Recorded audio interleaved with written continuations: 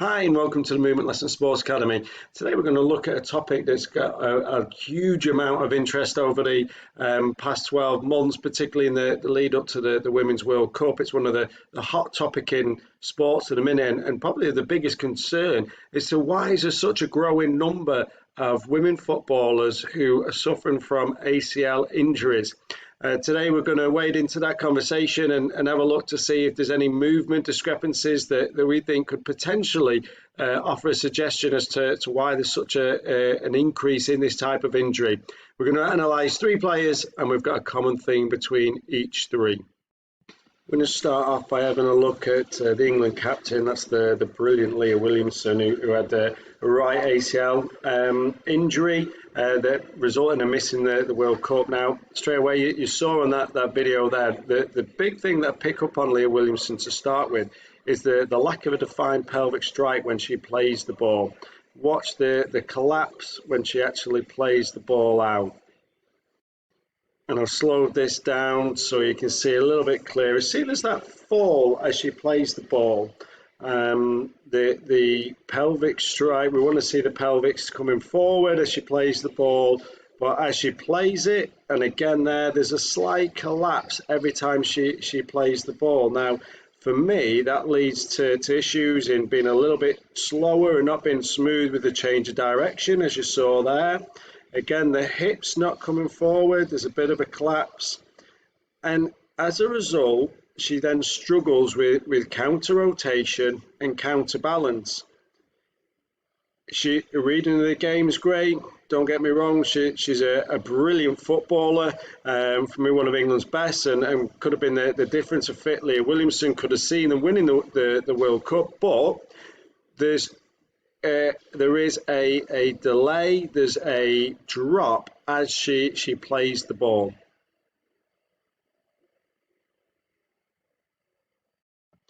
And we're going to see two examples coming up now that demonstrate this. There's a glitch through her hips. There's not forward momentum in her hips as she plays the ball. If you watch her hips there, see that there's almost like a little hitch kick that time in her hips. It's just showing there's not that pelvic strike. As she hits the ball, there again, there's a collapse of the hip. That can hinder it. And the other thing with Williamson, when she does jump for the ball, it's not a smooth up. She's arms and legs out. Now, you might look at that and say, well, it's a protection. Possibly she's got other players in and around her, but every time she jumped the ball, it's not a smooth jump. She looks heavy in her movement there. The legs having to get out, the arms having to get out. We want to see a cleanest pelvic strike. Would see the hips coming forward and a smoother jump. And I think that as the pelvis is not coming through, particularly when she plays the ball, obviously we're putting a lot of strain on the body. Again, as she's getting up, she's winning a lot of headers against competitors, but is she putting increase again there? Her arms and legs are all out as she's got up. Again, as she's getting up, she's quite heavy, it's quite a forceful, it's not a smooth and efficient movement to get up. And I look at that, if the hips and the pelvis was better and she had a more efficient pelvic strike, see again there, slight collapse in the hips, then you would actually see less strain being put on Leah Williamson's body. Now she's quick to get in and anticipation's good to win that ball, but we're just focusing on when she actually plays the ball here. I also don't think, see there's almost like that stop, there's a pause as she actually plays the ball. Now, I also don't think that there's times as well where she looks as smooth as she could do with a change. Again, there's the stop as she plays the ball, the hips don't come forward, there's a stop in there, there's a fall. Her body's having to then work to compensate for that. Again, there was a fall to a side as she plays the ball down the channel. Now, is it a good ball? Yeah, but that fall then puts more strain on the body. As the hips come through, the hips lead the movement, it's taking the strain off the legs.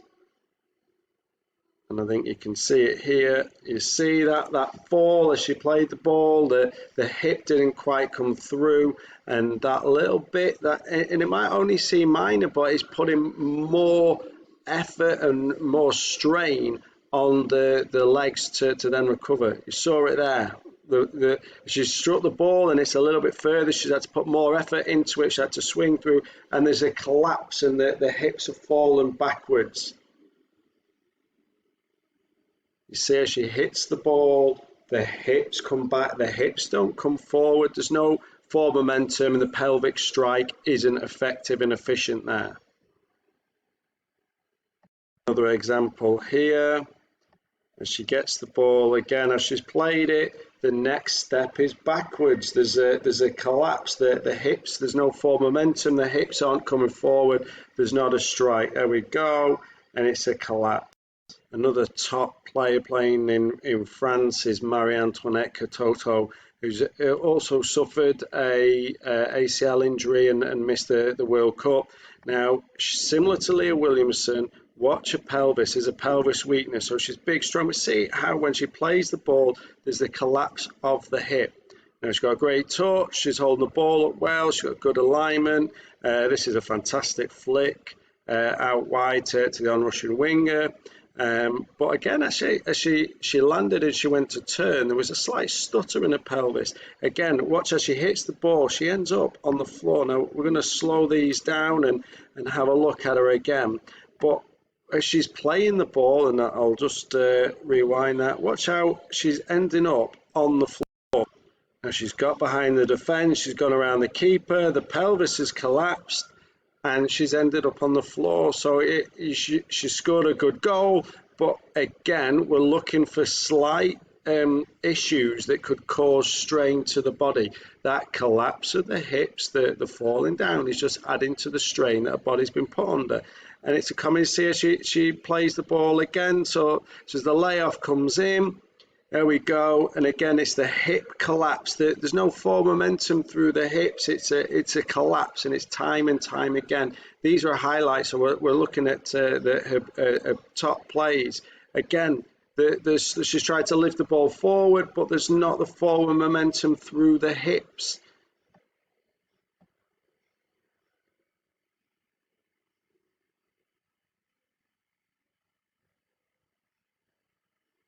And she's a little bit smoother in her jumps coming off the ground than Leah Williamson was.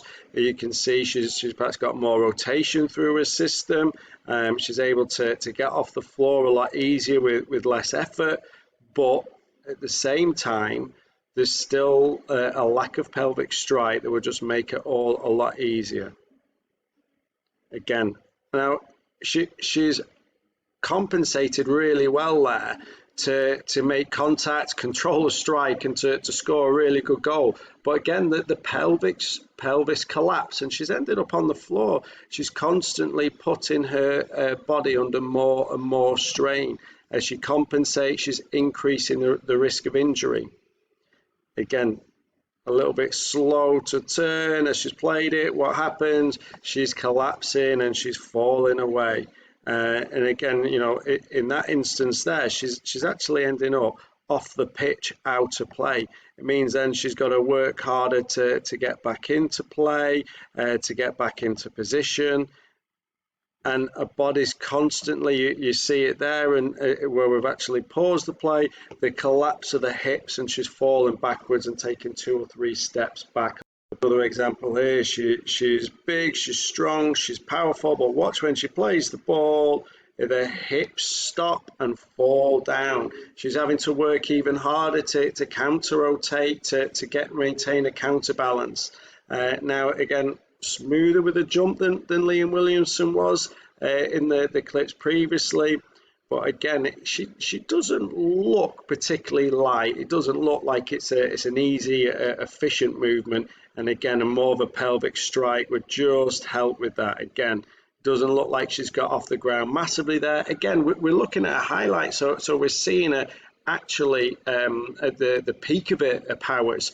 But that pelvic strike is just something that we can highlight to say, is this a potential cause of injury? Is it because the body's compensating? And is that a potential reason why we're suffering from more ACL? She played the ball wide. Yes, she's tried to change direction, but she's struggled with that change of direction from the pelvis. And there's been a pelvis pelvic collapse. It means that she's having to work harder again as she's played that ball. The collapse of the hips, so for her to then get back into position, to then look for the next ball, she's then got to work even harder. The rest of her body's got to compensate, and more of the movements coming from her legs and putting more strain on her knee. A couple of examples here again as we see it. She's through on goal, she's going to score, but look, the hips aren't forward again. The hips aren't coming forward as she's hit that. She's fallen away, and again she's putting strain as she's landing, that time on the left knee potentially, to then have to counter rotate and bring it back. Here again, she's finished, she scores, but what happens with her hips is a collapse, and she's got to take a few steps and work harder to bring herself back up again. And last one here for Katoto, and you see it's even more noticeable on the left side. She plays it, how there's a delay, there's a collapse of the hip, and then she's got to work hard to bring herself back up again. And the last player we're going to have a look at, Alexia Putellas, for me probably the best player in the world, but also suffered from an ACL injury. Now you see there her hips and her pelvic strike forward momentum is better than the other two. She looks a lot smoother than a lot of the other players around her on the field, and there is more forward momentum with her hips. But even when she struck the ball, and again the free kick's a fantastic strike from the edge of the box. Yes, she's very left foot dominant, but there's still a slight glitch and a slight delay. There's a stop, and with that stop, you saw it there as she's played. It's a fantastic ball through, but that collapse of the hip, any stop, it's forceful. It's going to put more strain on the body. Here we go. Now her counterbalance and her balance is just unbelievable compared to the players around her. And again, she plays the ball through, that slight glitch, and you see there's almost the hitch kick after she plays the ball, and a slight jump. Now this is for me the best player in the world, and we're still seeing it. That was better with the rotation with the pelvis, and I think her hips are better than a lot of the others. A lot of the other players, and particularly the other two girls that we've had a look at today. But as she plays the ball a lot of the time, even though there's still some forward momentum with the hips, there's still a slight delay. And even there with that example with the layoff, they played the 1-2, but the hips collapsed. Now, super rotation. I like she's got a lot of good rotation through Putellas. She's in a similar way to Lionel Messi. She makes it look easy. You're going to see an example as she strikes the ball. It's good, but you see there's a stop. After she's played the ball, if the hips don't carry on, there's a slight stop in the movement. There you go, it's stopped, and she's then coming across the body, shifting away to her side rather than having that forward momentum. For me, that's something that needs to be looked at more. There's obviously physiological differences. That's a fantastic strike and a great use of the pelvic strike through the hips there that time. But you saw at that time a collapse again. I mean, she's lobbed the keeper from about 30 yards out. Let's see if we get another view of that one. But as she's played the ball, there's a drop, and again when she heads the ball, she is a lot smoother. But getting back to my previous point, that the physiological differences due to childbearing women's hips are different to males. Now, is that a reason why women are more susceptible to ACL injuries? Because for me, the pelvic strike isn't as good. It means they've got to work harder to counterbalance. They've got to work harder to counter rotate. And as a result, they're putting more strain on the legs. The knees are getting more strain put on them because they've got to compensate. You don't see as much forward momentum from the hips as they're playing the ball. And there's, again, we might look at this as being minor glitches in movement, but when it's so many women who are suffering from this issue at the minute, and we're talking about the best players in the world getting injured and still having slight glitches, it might be something we need to look at more. Again, as she played the ball, it's a great touch to go beyond somebody, but there was a delay in her hips and a stop movement, which then's putting strain.